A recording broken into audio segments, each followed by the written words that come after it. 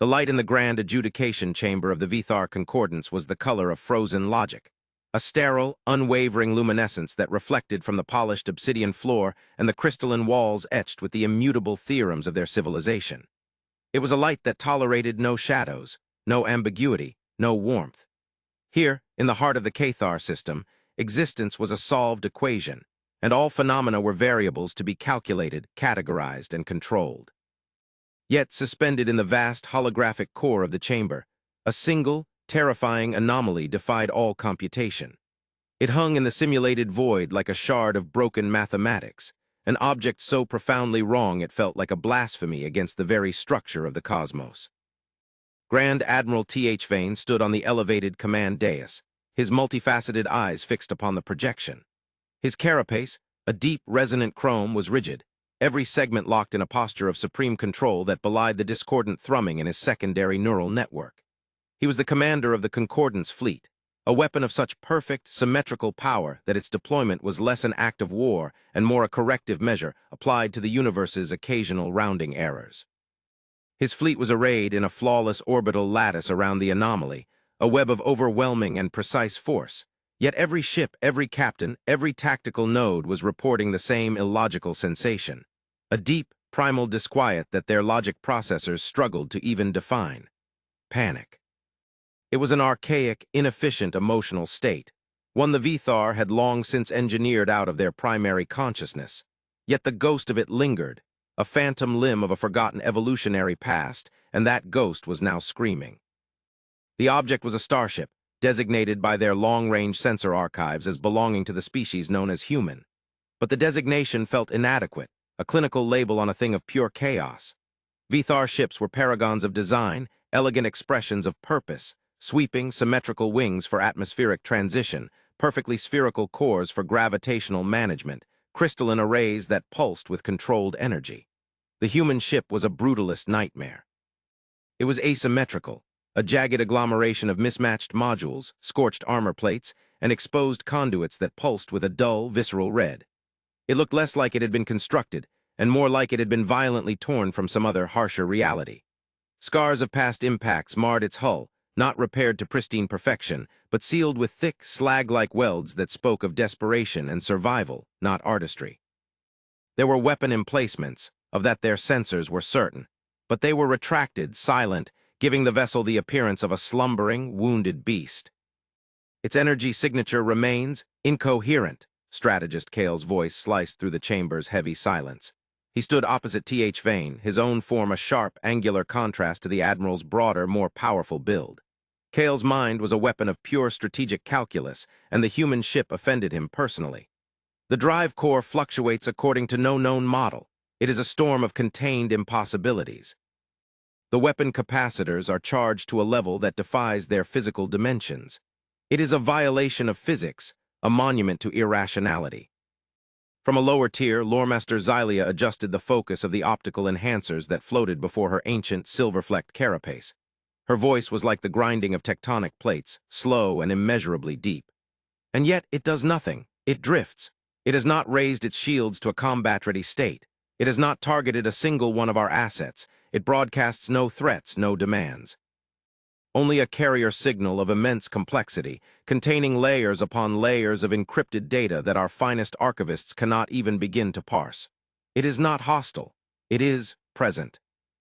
Presence is a prelude to action, Kale countered, gesturing sharply toward the hologram. This is a probe, a test. The humans are a young species, a chaotic variable that has only recently appeared on the galactic stage. Their expansion is sporadic, their culture a discordant symphony of contradictory philosophies. They are unpredictable, and in the calculus of existence, the unpredictable is the single greatest threat. This warship, as our archives have identified it, is a clear statement of intent. They have breached concordant space. They are evaluating our response. Prime Adjudicator Vorlag, seated upon the central throne that overlooked the chamber, shifted his immense frame. The throne was not a symbol of power, but a nexus of responsibility, its crystalline structure directly linked to the core consciousness of the Vithar civilization. His voice resonated through the very air, a low-frequency hum that every Vithar felt in their core. Admiral Th Vane, your fleet is the blade's edge of our logic. What is the emotional resonance you are receiving from your commanders? Vane hesitated for a fraction of a second, a delay that felt like an eternity in the hyper-efficient cognitive space of the Vithar. Prime Adjudicator, the data is anomalous. My captains report full operational readiness. Their logic processors are functioning within optimal parameters, yet the subcognitive feedback, the ancestral echoes, transmit a signal of profound dread. It is not the fear of a superior foe. It is the fear of an unknown quantity. The ship does not feel like a predator. It feels like a ghost, an artifact from a history we cannot comprehend. The word ghost hung in the sterile air, a deeply unsettling concept for a species that quantified every aspect of reality. Ghosts were undata. They were the remainder in a failed equation. Kale scoffed, a sharp clicking sound from his mandibles. Ghosts, Admiral, you traffic in poetic imprecision. We are facing a physical object with quantifiable mass and energy. Its design is barbaric, its purpose transparent. It is an instrument of intimidation. I have run 100,000 combat simulations. In 99,999 of them, a decisive, preemptive strike neutralizes the threat before it can fully deploy its chaotic capabilities. The remaining simulation accounts for a scenario so improbable it borders on fantasy. The optimal course is clear. Erase the error. And what if the error is our understanding? Xylia murmured, her ancient eyes never leaving the scarred vessel. We have only fragments of information on humanity. Broadcasts of their art, which our analysts deemed dissonant and emotionally volatile. Records of their diplomatic encounters with other species, which were marked by baffling displays of what they call empathy and sacrifice, actions that yield no logical immediate benefit.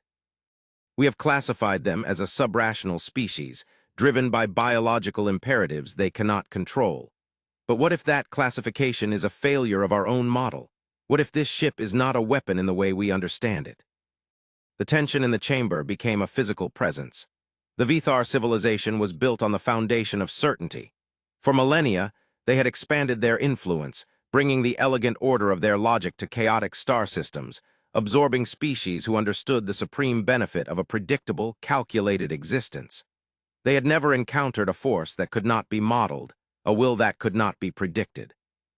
The human ship was not just a potential military threat. It was a philosophical one. It suggested that the universe contained truths that lay outside the Vita, the grand calculus that was the bedrock of their entire culture. Vane felt a surge of reports from his fleet command network.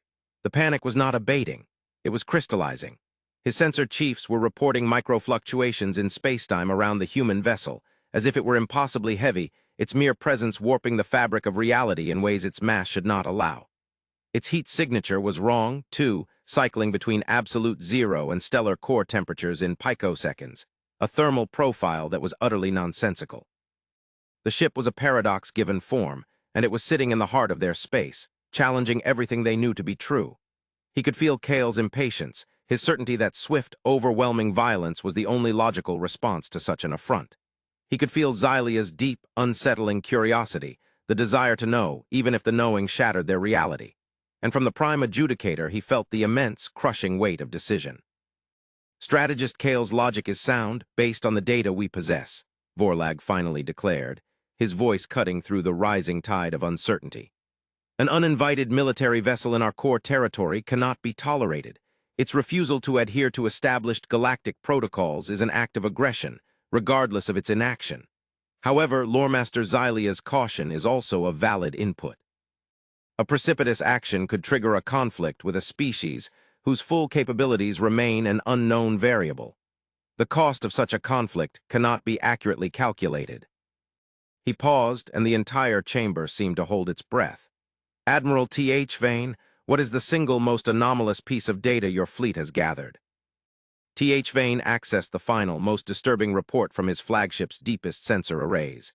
He projected it into the holographic core, a small, intricate waveform beside the hulking image of the human ship. This, Prime Adjudicator. We are detecting neutrino emissions from the vessel, billions of them pouring from the hull, but they are not random. They are patterned. We have spent the last cycle deciphering the pattern. It is not a code, it is not a language, it is a list. A list of what? Kale demanded. Names, Vane said, the word feeling heavy and strange in his vocalizer. An endless, cycling list of names. In a human dialect our archives barely recognize. We estimate, based on the repetition cycle, that there are over 100 billion unique designations encoded in the neutrino stream. Silence, this time it was not tense but utterly, profoundly stunned.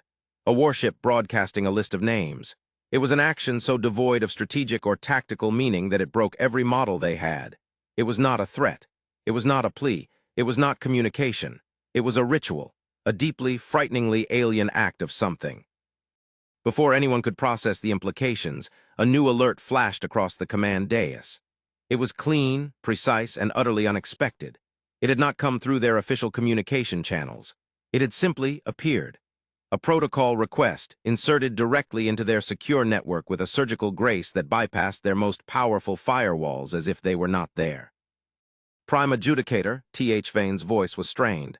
We are being hailed. Kale's mandibles clicked in agitation. Impossible. Our communication networks are inviolate. It would take a quantum computing array the size of a moon to... They are not forcing their way in, Xylia interrupted, her gaze locked on the new data stream. They are knocking.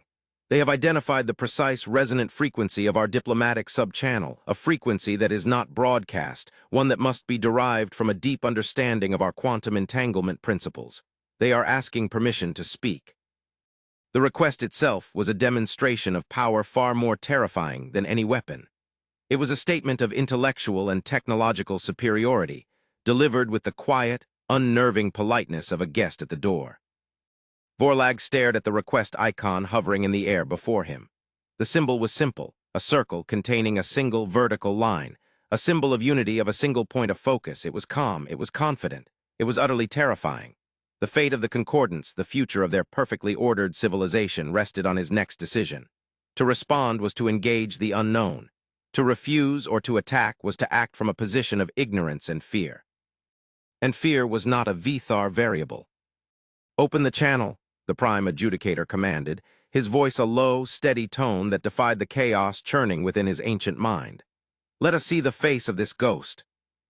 The holographic core shimmered. The jagged, brutal image of the human warship dissolved, replaced by a new projection. It was not the bridge of a warship, bristling with commanders and tactical displays as they had expected. The background was stark, minimalist, and serene. A simple room, bathed in a soft, warm light that seemed anathema to the cold logic of the Vithar chamber. And in the center of the image stood a single human. It was a female of the species, clad in a simple, dark gray uniform that bore no rank, no insignia, no decoration. Her posture was relaxed, her hands held loosely before her. Her face, a soft, asymmetrical landscape of flesh and emotion, was calm. But it was her eyes that seized the attention of every Vithar in the chamber. They were the color of a terrestrial world's sky, and they held a depth, a stillness, a profound and ancient weariness that seemed utterly at odds with the youth of her species. There was no aggression in her gaze, no fear, no arrogance. There was only a quiet, resolute patience, as if she had been waiting for this moment for 1,000 years. She inclined her head slightly, a gesture their archives identified as a sign of respectful greeting. When she spoke, her voice was not transmitted through their speakers, but seemed to form directly in their minds, a perfect translation into the highest, most formal dialect of Vithar, a language reserved for the recitation of their most sacred mathematical proofs. I am Ambassador Eva Rostova of the vessel you have identified as a warship. We have named it the Vigilance. Her voice was calm, melodic, yet carried an undertone of immense gravity. I address the Prime Adjudicator of the Vithar Concordance. I apologize for our unannounced arrival in your sovereign space. The urgency of our purpose necessitated this breach of protocol. We mean you no harm. The sheer audacity of the statement, delivered with such placid sincerity, left the chamber momentarily speechless. Kale recovered first, his voice sharp with accusation.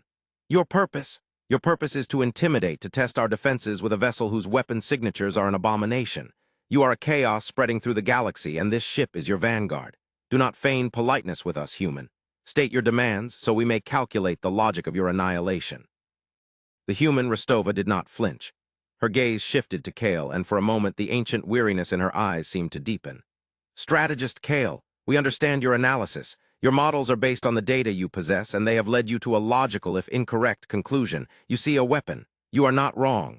The Vigilance is the most powerful weapon ever created by my species, but you are mistaken about its purpose. A weapon's purpose is to wage war, Kale snapped. It is the first theorem of conflict. Is it? She replied, her voice gentle, yet carrying a weight that silenced him. Our history has taught us that the greatest weapons are not those used to win wars.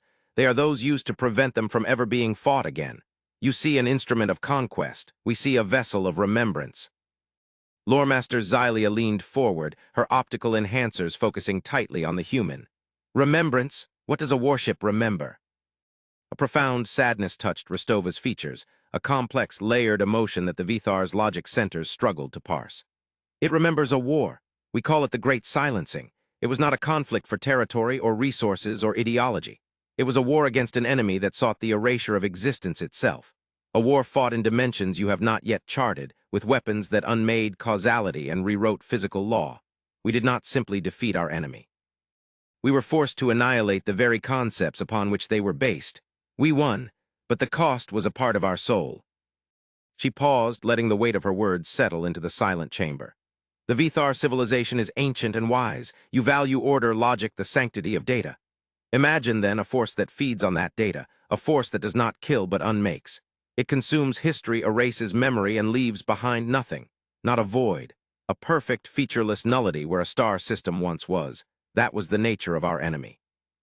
T.H. Vane felt a cold dread cascade through his neural network, an echo of the fear his captains were feeling. This was not the boasting of a warlord.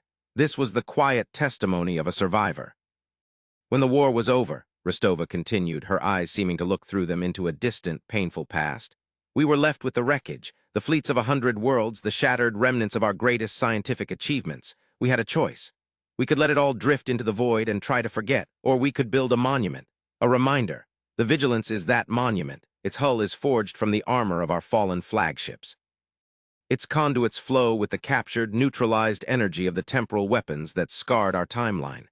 Its systems are powered by a contained singularity born in the final moments of that war. It is not merely a ship. It is a graveyard. She looked directly at T.H. Vane, her gaze piercing. Admiral, your sensors are detecting neutrino emissions. A list of names. You are correct. Those are the names of every soul, human and allied, that was lost to the silencing. 138,427,903,612.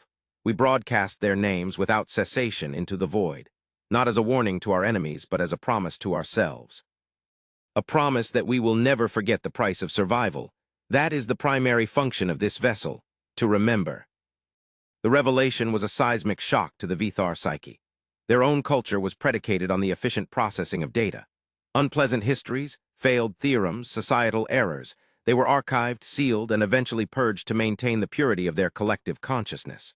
The idea of building a vessel of such immense power for the sole purpose of preserving a painful memory was so profoundly alien, so illogical, that it bordered on madness. And yet, the human sincerity was undeniable. It resonated with a truth that transcended logic. You speak of remembrance, of monuments, Cale said, his voice less certain now, a hint of confusion creeping into his sharp tones. Yet our sensors do not lie. That ship has weapon emplacements. Its energy core is a caged supernova. You cannot deny its capability for destruction. I do not deny it, Rostova said calmly. I told you it is the most powerful weapon we have ever built, but its weapons have a singular, horrifying purpose. They are not designed to be fired upon another ship or a planet. They are designed to be fired upon reality itself. She gestured, and a new holographic display appeared beside her. It showed a complex schematic of the Vigilance, its internal systems glowing with impossible energies. The silencing was a mimetic informational plague. It could not be destroyed, only contained. Within the shielded heart of this ship, in what we call the memory holds, we preserve the last vestiges of it. Contained echoes of the unmaking. The very principles of the enemy we defeated. We study it. We learn from it. But we live in constant fear that it could one day break free. Her gaze swept across the chamber, meeting the eyes of each Vithar leader. The weapons of the Vigilance are not aimed outward at you. They are aimed inward at its own heart. If containment ever fails, if the memory of the silencing ever threatens to become a reality again, the ship's sole purpose is to execute its final protocol. It will detonate its core, not in a simple explosion, but in a controlled collapse of spacetime. It will wrap itself in a pocket universe and erase itself and the horror within it from this existence. Its guns are there to ensure its own annihilation. It is a promise made flesh and steel, that we will never again allow such a thing to befall this galaxy.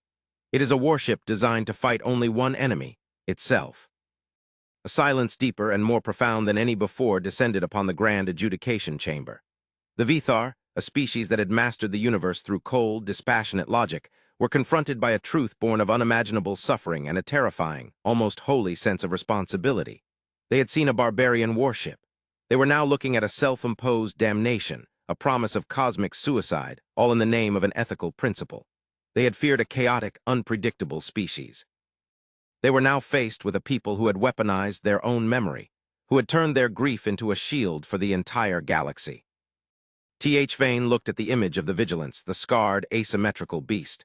It no longer looked ugly or chaotic. It looked noble. It was a tomb, a memorial, a self-aimed dagger held in the steady hand of a species that had looked into the abyss and had not only survived, but had taken on the burden of ensuring no one else ever had to.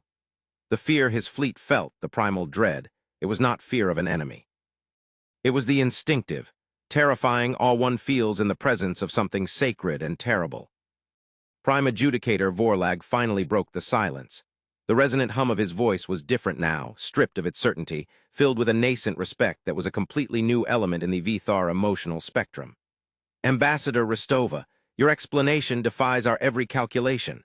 The concept of such a burden is one my people have never considered, to build such power not for dominion but for containment, to honor loss on such a scale. It is a logic of the soul, not of the mind.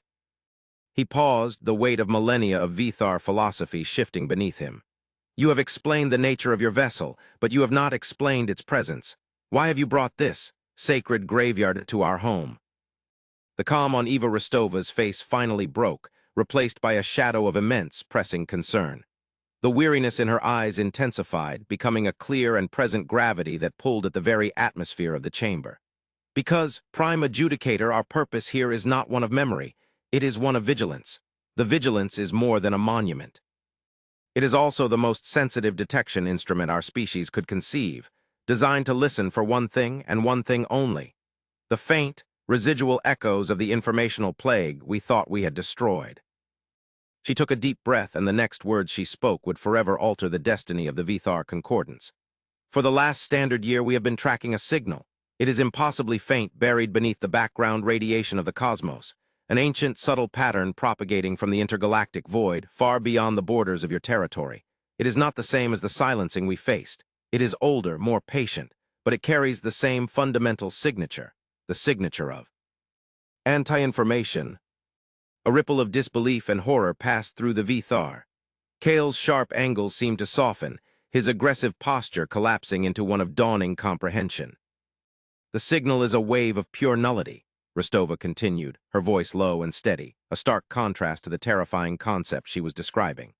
It doesn't travel through space, it subtly erases it as it passes.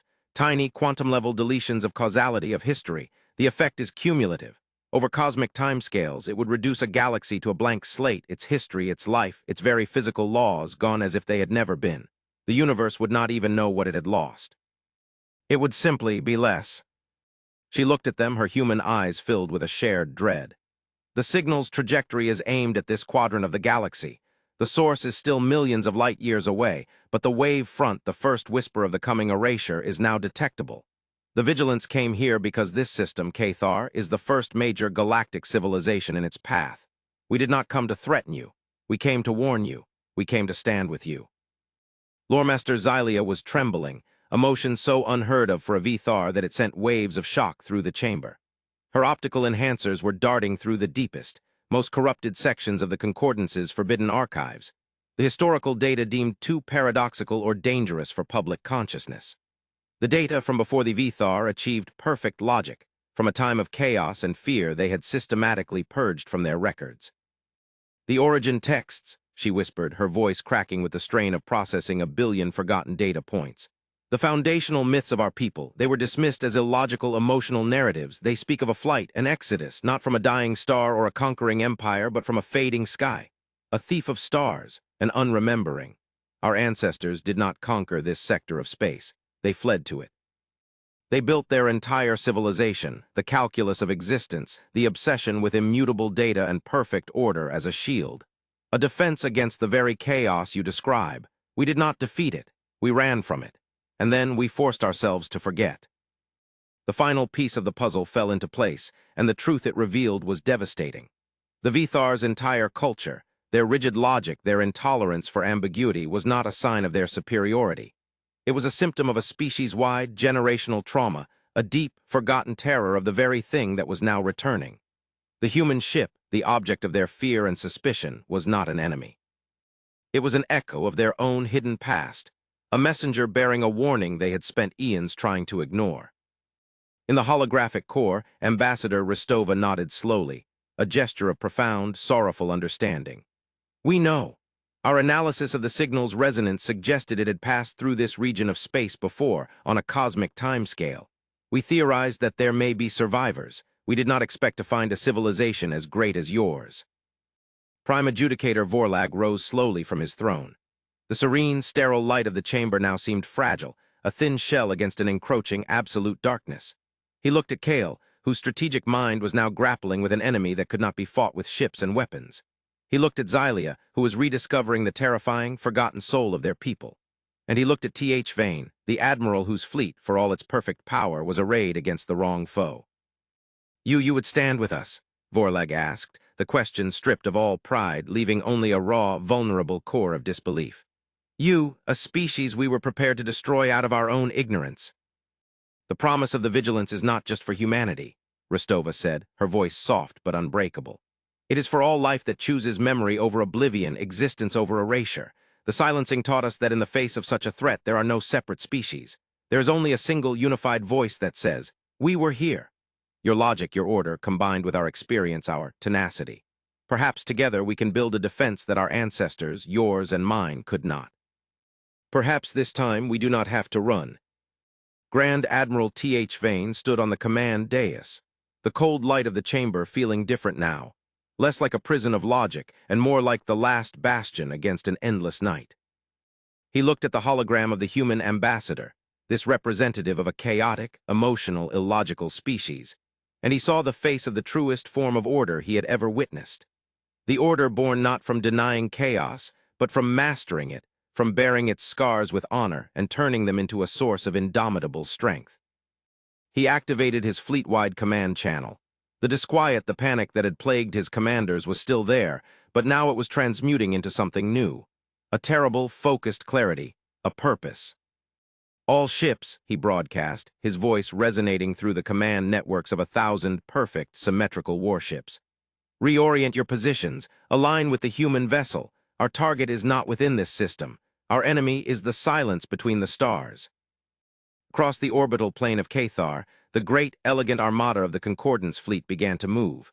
It was a slow, majestic ballet of incomprehensible power. Ships turned their prows away from the scarred, asymmetrical form of the Vigilance, not in retreat, but in solidarity. They formed a new perimeter, a vast, multi-layered shield with the human ship at its heart. They were no longer guarding against a potential invader. They were standing guard with a fellow sentinel, their collective gaze turned outward, toward the vast, empty darkness of the intergalactic void, where an ancient, patient hunger was slowly, inexorably beginning to stir.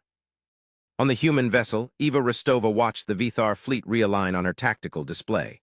A single tear, a drop of saline in memory, traced a path down her cheek. It was not a tear of sadness or of fear. It was a tear of hope, that most illogical and powerful of human emotions. The long, lonely watch was over. Her final transmission to the Vithar adjudication chamber was not a strategic proposal or a diplomatic treaty, but something far more profound. "We have stood this watch alone for a long time," she said, her voice filled with the weight of 100 billion remembered names. "We would be honored to stand it with you." In the heart of the Vithar civilization, a new equation was being written, one that included variables of courage, sacrifice, and memory. And for the first time in their history, they understood that the solution would not be found in logic alone. It would be found in the shared, defiant light of two very different species, standing together against the coming of the great and final dark.